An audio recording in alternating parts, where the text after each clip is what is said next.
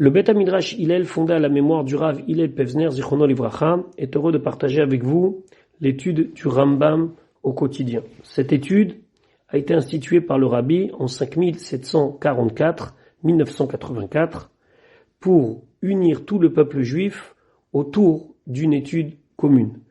Le Rabbi a écrit au sujet de cette institution Yesh le'itached, il faut s'unir, al yedé limoud, par l'étude, à Kolel, qui inclut et Torah, la Torah Kula entièrement. Et dans le Rambam, nous trouvons la codification de l'ensemble des mitzvot de la Torah.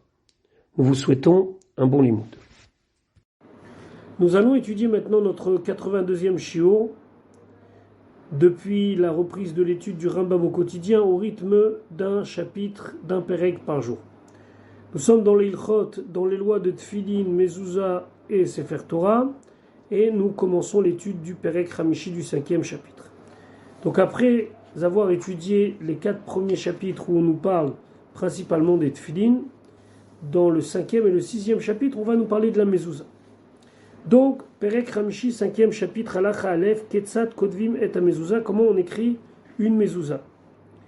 Le Rambam nous dit Kotev Shte HaParashiot, il écrit donc les 2 paragraphes, celui du Shema, qu'on trouve dans Parashat Vaïtranan, Vayem Shamoa, que l'on trouve dans Parashat Ekev, Al Daf Echad.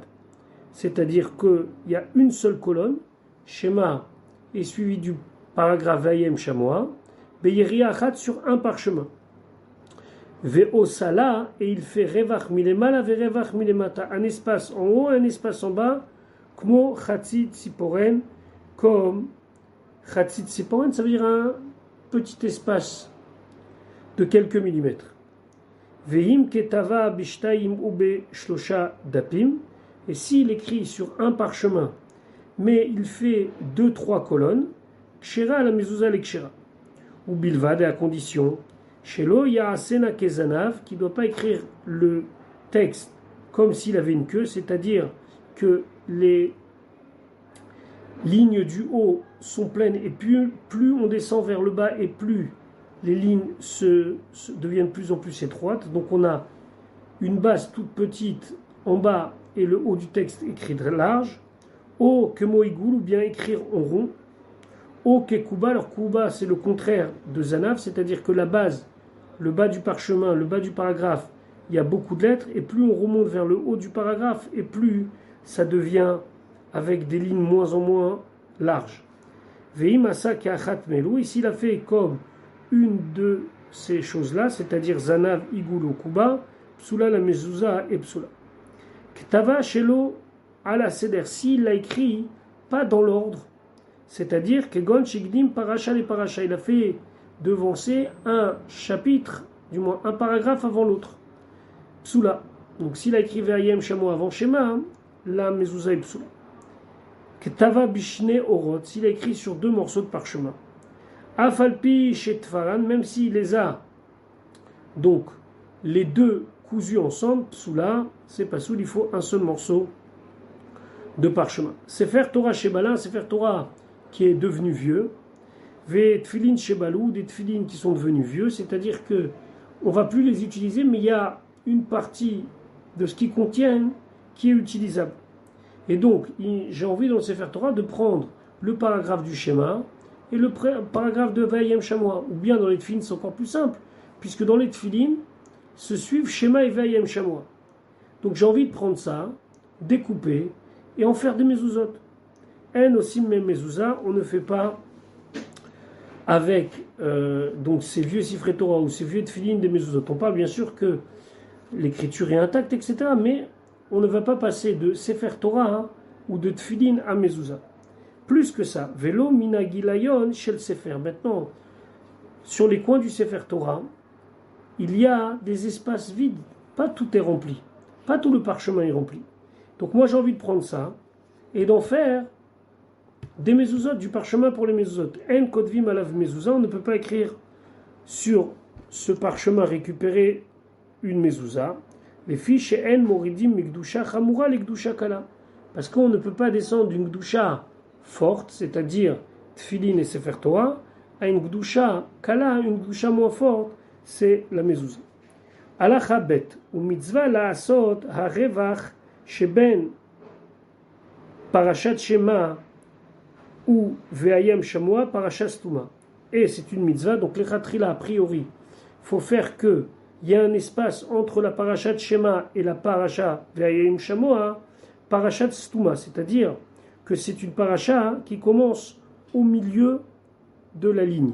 Donc ve'ayam shamua ne commencera jamais au milieu, au début de la ligne, mais il faut que ça commence au milieu de la ligne. Donc le deuxième paragraphe. Ve'im asa ota ptucha, ici il a fait ouvert, kshera el kacher, les filles shenas mucha mina Torah, parce que les deux paragraphes ne se suivent pas dans la Torah, donc on n'est pas à 100% obligé de respecter les lois de ptucha et stuma. Je m'explique. Il y a dans la Torah, on le verra à Bezrat Hashem qu'on va faire les chot de Sefer Torah, des paragraphes qui sont patouar, ouverts, ce qu'on appelle parasha ptucha, et parasha stuma, et fermés. On verra que c'est une manière d'écrire où on commence à la ligne, où on ne commence pas à la ligne. Mais en tout cas, dans un Sefer Torah, ça peut rendre pas sous le Sefer Torah. Dans notre cas ici, l'echatrila, a priori, il faut faire attention à ça. Si on n'a pas fait attention, ça ne rend pas sous la mezouza, parce que les paragraphes de toute façon ne se suivent pas, donc on n'est pas soumis aux mêmes règles. Vetzarich lezer batagim sheba, il faut faire attention aux tagim, donc c'est ces petites couronnes, sont des petits zaïn que l'on met au-dessus de certaines lettres, le gimel, le tet, le aïn par exemple, ve'elu hem atagim shosim b'mezouza, et voici les tagim, donc ces petites couronnes que l'on fait sur certaines lettres de la mezouza. Ce que va dire maintenant le Rambam, les mezuzot aujourd'hui, il y a beaucoup plus de tagim que ce que le Rambam dit ici. Parasha Rishona, dans le premier paragraphe, celui de Shema Yeshba Sheva Otiot, il y a 7 lettres, Alkol Ot Ve Ot Be'em, et sur chaque lettre, Shlosha Zainim, 3 Zain. Donc c'est les tagim, Ve'loem, donc Shin, Ve'ain Shel Shema, donc dans Shema, il y a sur le Shin et sur le Ain, Nun, Ve'nun De Nafshecha, ou Shne Zainim, les 2 Zain Shel Mezuzot, ou Shne Tetim, et les 2 têtes, les Totafot. Ça, c'est pour le premier paragraphe. Parasha Shnia, le deuxième paragraphe, Yeshba Shesh Otiot, il y a 6 lettres. Al Kol Ot Me'em, et sur chaque lettre, Shlosha Zainim, il y a 3 Zain, ça veut dire les Tagim. Ve'eluhem. Voici donc Gimel de Deganecha, Shne Zainim Shel Mezuzot, Shne Tetim, les 2 têtes de l'Etotafot, Vetzadeh de Ala Aretz, donc à la fin, Vemlo Asa Tagim, s'il n'a pas fait les Tagim, O Sheosif Baen, où il a rajouté des Tagim, O Garamem, où l'on a diminué, dans tous les 3 cas de figure, l'eau passale, ça ne rend pas la mezouza psoula, donc la mezouza impropre à être utilisée. Maintenant, Ve'im Ketava Shelo Besirtut. S'il a écrit la mezouza sans sirtut, sirtut c'est quoi? Ce sont des lignes que l'on trace sur le parchemin, mais pas avec de l'encre. On prend un ustensile et on trace, en appuyant cet ustensile sur le parchemin, des traits qu'on appelle le sirtut. Et donc, c'est obligé pour la mezouza et c'est obligé pour le Sefer Torah. Maintenant, lui, il a écrit une mezouza sans sirtut. O shelo digdek bemale vechaser, où il n'a pas fait attention aux lois concernant les mots qui doivent être écrits malé ou chaser. Par exemple, le mot totafot peut s'écrire avec des vaves ou sans des vaves. Lui, il n'a pas fait attention à cela. O sheosif ba mi bifnim afilo otachat, où il a rajouté même que ce soit une lettre, à rezou psoula, dans ce cas-là, la mezouza est psoula. Elle est donc pas utilisable. Alakha dalet. Minak pashut, l'habitude la plus répandue chez Kotvin à la mezouza mibachutz, qu'on écrit sur la mezouza à l'extérieur, keneged arevar sheben parasha les parasha, exactement de l'autre côté du parchemin, où se trouve l'espace vide entre le premier paragraphe et le deuxième paragraphe. On se souvient qu'on écrivait un premier paragraphe, qu'on laissait un espace vide, et après on commençait le paragraphe de Ve'ayem Shamua. Donc ça, c'est pour l'intérieur de la mezouza. À l'extérieur de la mezouza, pile, ce qui correspond donc de l'autre côté à cet espace-là, on a l'habitude d'écrire Shin Dalet Yud. Ve'en basé Efsed, et c'est pas quelque chose de mauvais, les fiches ou mibachutz, parce que c'est à l'extérieur de la mezouza. On vient de dire qu'on peut rien rajouter, mais rajouter à l'intérieur, c'est-à-dire dans le texte, mais puisque là on est de l'autre côté du parchemin, on peut mettre. Aval elu shekotvim ba bifnim shemot malachim. Et ceux qui écrivent à l'intérieur des noms d'anges, au shemot gdoshim, des noms de Dieu, au pasouk ou un pasouk, au chotamot, ou bien ils font des espèces de sceaux, c'est-à-dire ils font des dessins kabbalistiques comme ça. Arem bichlal mishe'en lahem chelek laolam haba, ils font partie de ceux qui n'ont pas de part dans le monde futur. She'elu atipshim lo dai lahem shebitlu mitzvah, parce que ces imbéciles, non seulement qu'ils ont annulé la mitzvah, parce que la mitzvah, c'est une mitzvah qui ne concerne pas de la magie ou autre chose, et là, c'est aussi mitzvah gdola, mais on fait d'une mitzvah gdola, chez Yechut Shemo Shel HaKadosh Baruch Hu,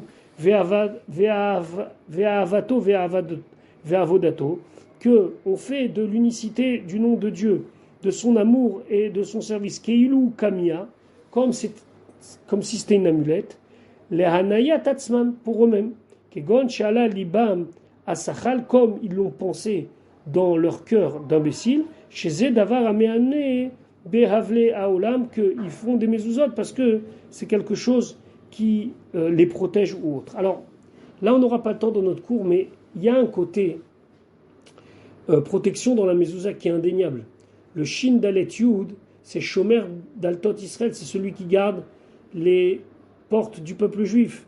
Donc, il faut pas non plus rejeter cette idée que dans la mezouza, il y a quelque chose de particulier. Mais ce qui est important, c'est de comprendre ici que les gens, ils font du Ikar le Tafel et du Tafel le Ikar. Ça veut dire qu'ils ont pris cette idée-là de protection comme le principal.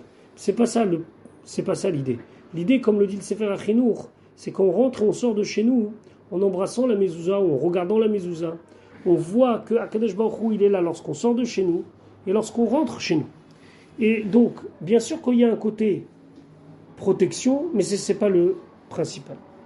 Alachai, ou mitzvah lichtov ala aretz, et donc les deux derniers mots de la paracha de la mezouza, c'est ala aretz. On a l'habitude de l'écrire, donc ici mitzvah, c'est pas dans le sens obligatoire, mais c'est comme ça que c'est aujourd'hui devenu l'usage. Beshita charona, que on écrit ala aretz dans la dernière ligne, ben berosh hashita, que ce soit au début de la ligne, ben be'emtza hashita, que ce soit au milieu. Aujourd'hui, généralement, c'est au début de la ligne. Venagu kol asofrim lichtovota beshtaim ve'esrim shitot. Aujourd'hui, tous les sofrim, déjà depuis l'époque du Rambam, ont l'habitude de faire une mezouza qui fait 22 lignes. Ala aretz berosh shita charona, et ala aretz, les deux derniers mots, sont les mots de la 22e ligne. Veloem ha'etiot sheberosh kol shita ve'shita ala seder. Voici donc les lettres que l'on va trouver, les lettres, les mots que l'on va trouver au début de chaque ligne. Donc, Shema, Hashem, Vehaya, Adevarim, Levanecha, Uvshorvecha, Ben, Vehaya, Metzave, Bechol, Yore, Esev, Pen, Veshtachavitem, Hashamaim, Vaavadetem, Vesamtem, Otam, Baderech, Uvsharecha, Asher, et on finit par Al Haaretz. Alacha Vav, Keshekoflim Ota, quand donc on va enrouler la mezouza, Golelin Ota Misof Ashita et Trilata, on l'enroule de manière à ce qu'on va donc du côté gauche vers le côté droit. Hachetimatse Keshe Iftach Akore Likrot, que lorsqu'on ouvre la mezouza pour la lire, Yikra Merosh Ashita les Sofa, on va lire du début de la ligne jusqu'à la fin. Ve'achar Shegolela, et après qu'il l'a mise en rouleau, Machnissa Betor Shefoferet Shel Kane, il met à l'intérieur d'un espèce de tube qui fait par exemple avec du roseau, ou Shel Etz ou de bois, ou Shel Kol Davar, ou bien n'importe quoi. Aujourd'hui, on a des études mezuzot en plastique, en fer, en bois. Ou Mechaber Ota El Mezuzat Petar Bam Masmer. Et il va fixer donc cet étui avec la mezouza à la mezouza. Alors c'est quoi la mezouza? Le mot mezouza, c'est le poteau avec des clous. O chofer bimzuzat apetach, ou bien il fait une interstice dans le poteau de la maison, ou marnisba à mezouza, il met la mezouza. Alors, comment on met la mezouza? Debout ou penché? Machloket ashkenazim et sfaradim. Les sfaradim mettent la mezouza debout, et les ashkenazim, ils la mettent légèrement penchée, le haut de la mezouza vers l'entrée de la porte. Alachazain vekodem chez Ifkaina bemezuzot à Petach, et avant qu'il fixe dans donc les poteaux de la porte, Mevarer Trila, il doit faire la bracha Baruch ata Hashem Elokeinu melech haolam asher kilishanu b'mitzvot v'tzivanu ligboa mezuzah, fixer la mezuzah. Ve'eno mevarer bishat ktivata, on ne fait pas de bracha au moment où on écrit le mezuzah. Chez Gviata, il y a mitzvah, parce que la mitzvah, c'est de fixer la mezuzah, et c'est pas de l'écrire. Alachachet, telaya bemakel. Qu'est-ce qu'il a fait? Il a pris un bâton, et il a fixé la mezuzah à ce bâton, et ce bâton, il est suspendu à l'entrée. Psoula, c'est psoula, chez Enzu Kvia, parce que ça s'appelle pas fixer la mezuzah. Inicha achora adelet, s'il a mis à l'intérieur, de l'autre côté de la porte, lo asakloum, c'est comme s'il a rien fait. Chafar bimzuzat hapetach, si il a fait un trou à l'intérieur des poteaux, vechnis a mezuzah kemoneger, il a fait rentrer la mezuzah complètement à l'horizontale, comme une espèce de vis. Vehi kevri achaksharim betabaot, et lui nous donne un exemple, c'est comme au Mishkan. Au Mishkan, il y avait des planches qui servaient de parois. À ces planches-là, il y avait des anneaux, et dans ces anneaux, on faisait passer des tiges pour fixer les planches. Et donc, lui, il a mis la mezuzah comme ça, en horizontal. Psoula, c'est passou. Concernant la mezuzah qui est mise à l'intérieur, c'est sûr que c'est pas idéal. Il y a des avis du Shulchan Aruch qui disent que c'est comme si on n'a rien fait. D'autres avis disent ça dépend, est-ce que tu as mis sur le mur à l'intérieur ou sur l'autre côté du poteau, peu importe. Mais quand même, il faut amener ce que certains poskim disent. C'est un kaf zechut, il faut toujours chercher à trouver le bon côté des choses. C'est marqué, d'après certains poskim, que si on a peur que les goïms détruisent la mezuzah, ou bien à l'époque où la mezuzah pouvait être source de problèmes par des antisémites, par exemple, alors on avait le droit de la mettre à l'intérieur. Baruch Hashem, aujourd'hui, c'est plus le cas. Mais bon, pour trouver juste une bonne excuse à ceux qui n'ont pas encore la mezuzah à l'extérieur, c'est-à-dire au poteau qui est devant la porte. Et Mikla Tefar, s'il a trop éloigné, et donc il l'a mis à un tefar. Donc un tefar, c'est à 10 cm à peu près, c'est une poignée. À l'intérieur du poteau, c'est psoula. Khatar kane ve'ichnisba mezuzah. Qu'est-ce qu'il a fait? Il a pris un tube de roseau, il a mis une mezuzah dedans. Vachakar chiber akane el kanim acherim. Après, il a pris plein de roseaux, il les a collés les uns aux autres. Ve'emid minakol mezuzah tapetar. Il en a fait un des poteaux de sa porte, psoula.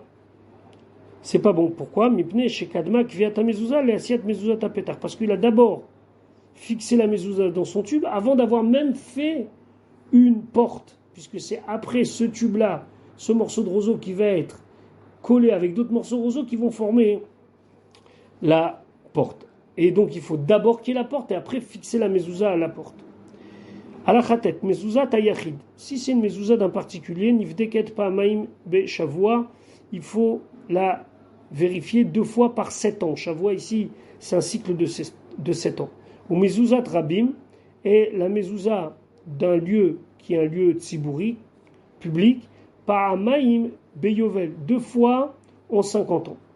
Pourquoi on doit faire vérifier les mezuzot? Shema nikra mimena ot achat, peut-être qu'il y a une lettre qui s'est déchirée, onimcheka ou effacée, mipne shikvoa baketalim markevet, parce que des fois, comme elle est donc fixée au mur, et puis il y a les intempéries, il y a la chaleur, il y a toutes sortes de choses qui peuvent abîmer les mezuzot, on rappellera jamais assez que c'est très très important de vérifier ces mezuzot régulièrement. N'hésitez pas, particulièrement pendant le mois de Elul, et on sait le nombre de fois où le rabbi a conseillé à des gens de vérifier les tefilin et les mezuzot au-delà de la halacha pure, donc 2 fois en 7 ans pour les particuliers, 2 fois en 50 ans pour tout ce qui est communautaire, et savoir que les mezuzot doivent être vérifiés très très très régulièrement. Ala chayud, akol chayavim bemezuzah, tout le monde est chayav, donc est soumis à la loi de la mezuzah, va filou nashim vavadim, que ce soit femmes et même des avadim. Avadim, ce sont des esclaves kénanéens qui sont installés en Eretz Israël et qui font une bonne partie des mitzvot. Eux aussi, ils doivent avoir une mezuzah, ou mechanchim et aktanim, et on éduque les enfants au plus tôt. La sot mezuzah levatem, de mettre une mezuzah à leur baptême. Alors baptême, ça voudrait dire quoi? Qu'ils avaient des maisons à part. Il semblerait que le Rambam veut nous dire ici peut-être, hein, c'est ce que j'ai vu un petit peu, peut-être simplement de montrer aux enfants l'importance de la mezouza et que les enfants voient qu'ils ont une mezouza à la porte de leur chambre et l'embrasser en rentrant et en sortant. Asocher Baït Bechut Salaret, celui qui loue une maison en dehors d'Israël. Vehada Befundak, celui qui vit dans un hôtel, dans une auberge Beretz Israël. Patour Mina Mezouza. Il est patour de la mezouza, Shloshim pendant 30 jours. Il doit d'abord se fournir. Aval Asocher Baït Beretz Israël. Mais si on a loué une maison en Eretz Israël, on est chayav b'mezouza miyad, on est chayav de mettre la mezouza immédiatement dès qu'on s'est installé, on n'a pas 30 jours.